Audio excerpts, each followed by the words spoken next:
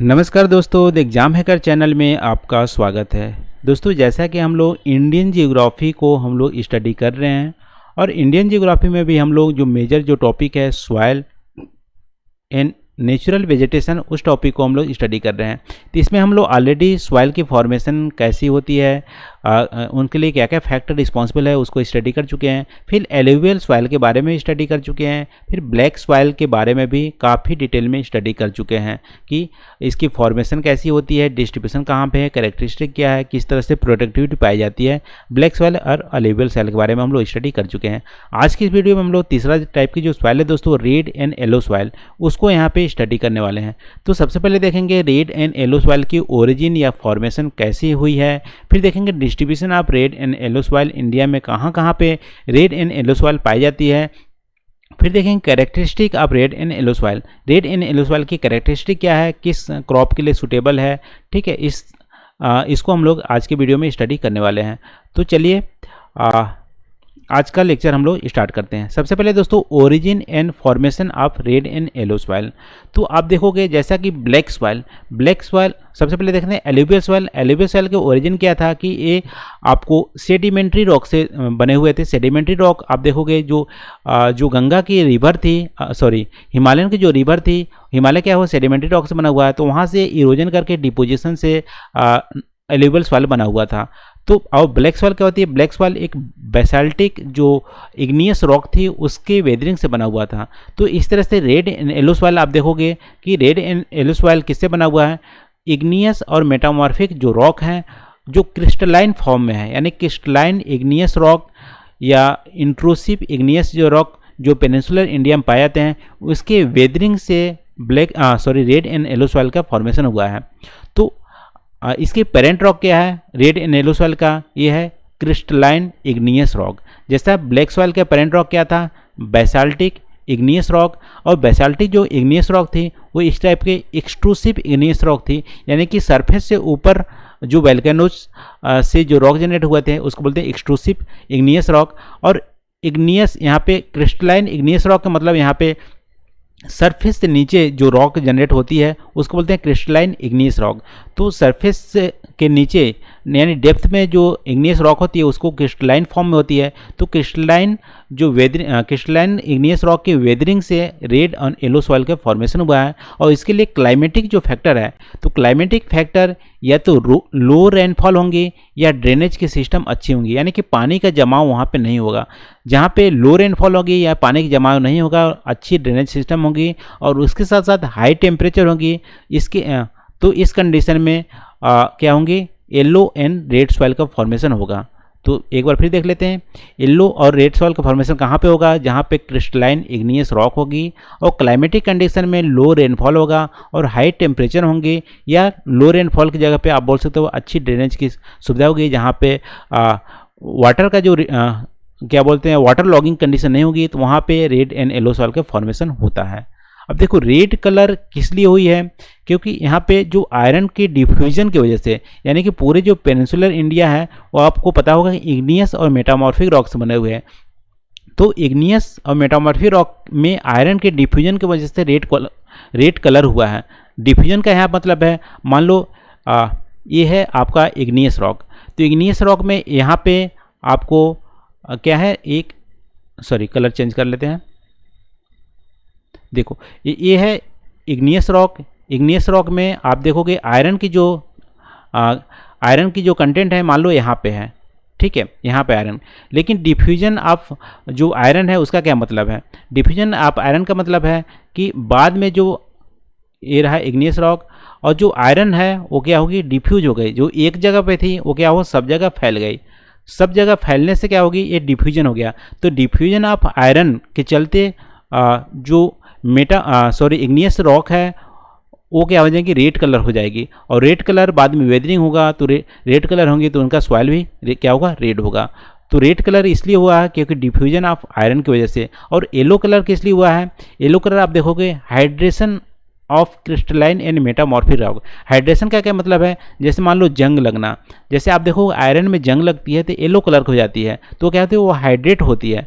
तो जब क्रिस्टलाइन या इग्नियस रॉक जो होती है वो हाइड्रेट होती है या ऑक्सीडेशन होती है, तो उसके बाद क्या होती है, येलो कलर हो जाती है। तो यहाँ पे आप ध्यान रखिएगा, रेड कलर इसलिए हुआ क्योंकि डिफ्यूजन ऑफ आयरन हुआ, और येलो कलर इसलिए हुआ क्योंकि हाइड्रेशन हुआ क्रिस्टलाइन मेटामॉर्फिक रॉक का। तो इस तरह से रेड कलर और येलो कलर यहाँ पे सॉइल का टेक्सचर देखने को मिलता है।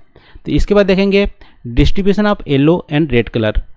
डिस्ट्रीब्यूशन की बात करें तो यहाँ पे दोस्तों जो पेनिनसुलर इंडिया है, तो पेनिनसुलर इंडिया में आपको जहाँ पे लो रेनफॉल होती है और ड्रेनेज की सिस्टम अच्छी होती है, तो यहाँ पर आप देखोगे जो वेस्टर्न घाट हैं, ठीक है, तो वेस्टर्न घाट में यहाँ पे जहाँ पे रेन शेडो है या यहाँ पे आप देखोगे जो उड़ीसा या छत्तीसगढ़ के जो रीजन है, और पार्ट ऑफ जो साउथ जो नदर्न प्लेन है वहाँ पे, और यहाँ पे अरुणाचल प्रदेश वाला जो नदर्न पार्ट है उसको छोड़ के नॉर्थ ईस्ट की जो मोस्ट ऑफ रीजन है, यानी यहाँ पे एल्यूवियल सॉइल पाए जाते हैं, यहाँ पे फॉरेस्ट सॉइल पाए जाते हैं। इसके अलावा आप देखोगे जो नॉर्थ ईस्ट की बहुत सारे रीजन है वहाँ पे रेड एंड येलो सॉइल पाया जाता है।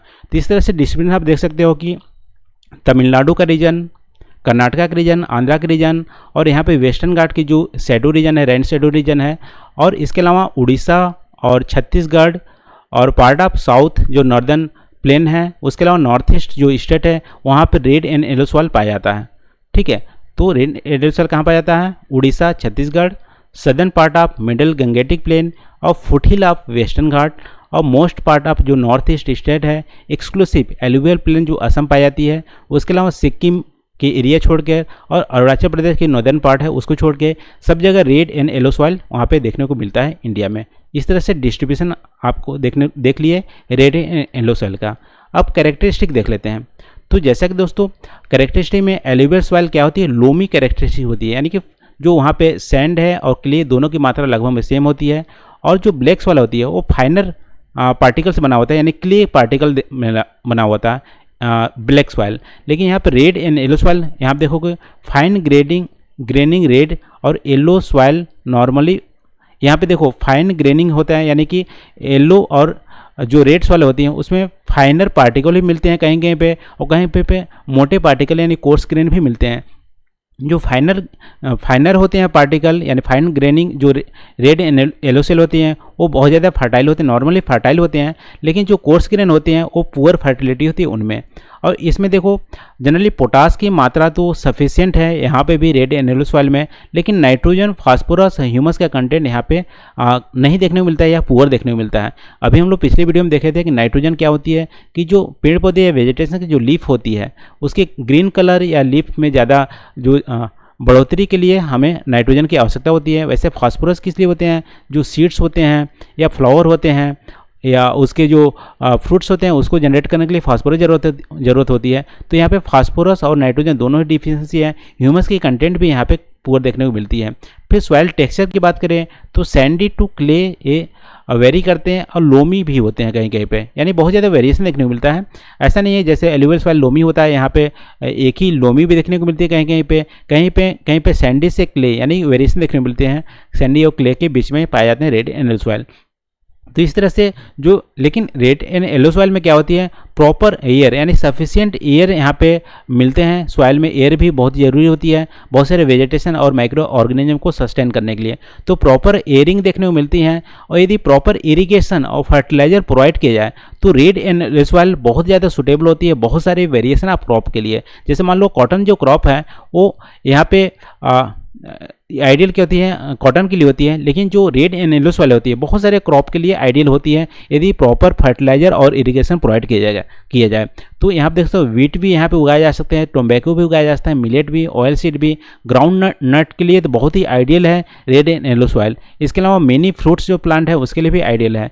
तो रेड एंड येलो सॉइल के लिए क्या जरूरी है, फर्टिलाइज तो नहीं है, यानी फर्टिलिटी इनमें पुअर है, लेकिन अच्छी फर्टिलिटी प्रोवाइड की जाए और वहाँ पे इरिगेशन की सुविधा किया जाए तो बहुत सारे क्रॉप यहाँ पे उगाए जा सकते हैं रेड एंड येलो सॉइल। और जो हमारी जो फूड एंड न्यूट्रिशन सिक्योरिटी है इंडिया में उसको सफिशिएंसी हासिल करने के लिए रेड एंड येलो सॉइल ये बहुत ही ज़्यादा रोल यहाँ पे भूमिका निभा सकता है।